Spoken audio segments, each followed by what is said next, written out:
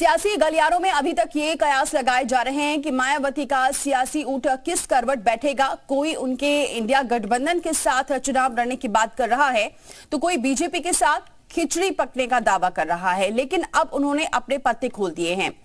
उन्होंने लखनऊ में पार्टी पदाधिकारियों के साथ बैठक की और बैठक में मंथन के बाद एनडीए और इंडिया गठबंधन से किनारा करते हुए अकेले चुनाव लड़ने का ऐलान कर दिया है। रिपोर्ट देखिए।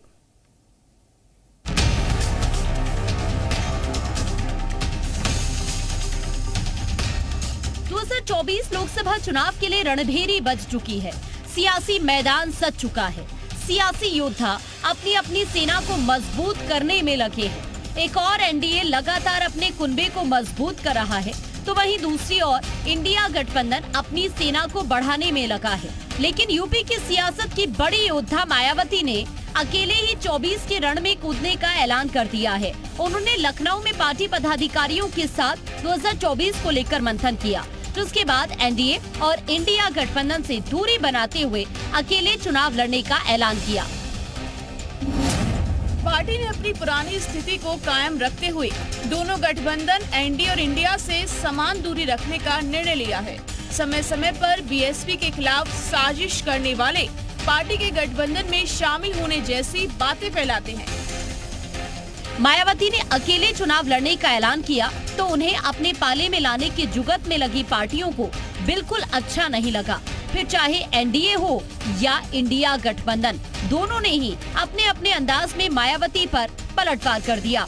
कौन सी पार्टी क्या कर रही है, भारतीय जनता पार्टी को उससे नहीं लेना है। भारतीय जनता पार्टी आदरणीय प्रधानमंत्री जी के नेतृत्व में, मोदी जी के नेतृत्व में, आदरणीय योगी जी के नेतृत्व में जो विकास के कार्य किए हैं, उस कार्य के संपादन के बाद हम जनता के बीच में जाते हैं, हिसाब देने के लिए जाते हैं। तो समाजवादी पार्टी हमेशा से इस बात की पक्षधर रही है कि समान विचारधारा वाले दल एक साथ एक मंच पे आए और जिनकी लड़ाई भारतीय जनता पार्टी के खिलाफ है, जो जन विरोधी सरकार है, अगर वो सब दल एक साथ आएंगे तो समाजवादी पार्टी हमेशा उनका स्वागत करेगी। देखिए, बहुजन समाज पार्टी अपनी मीटिंग में क्या करती है, इनका आंतरिक मामला है। रही बात कांग्रेस पार्टी की, तो कांग्रेस पार्टी अपने इंडिया अलायंस के साथ 2024 में भारतीय जनता पार्टी को हराने जा रही है। मायावती का इतिहास रहा है कि उन्होंने अपने सियासी सफर में जब भी गठबंधन की सियासत पर अपने कदम बढ़ाए हैं तो उन्हें हमेशा फायदा ही हुआ है। ऐसे में सवाल ये कि फिर मायावती 2024 में एकला चलो की राह पर कदम क्यों बढ़ा रही है।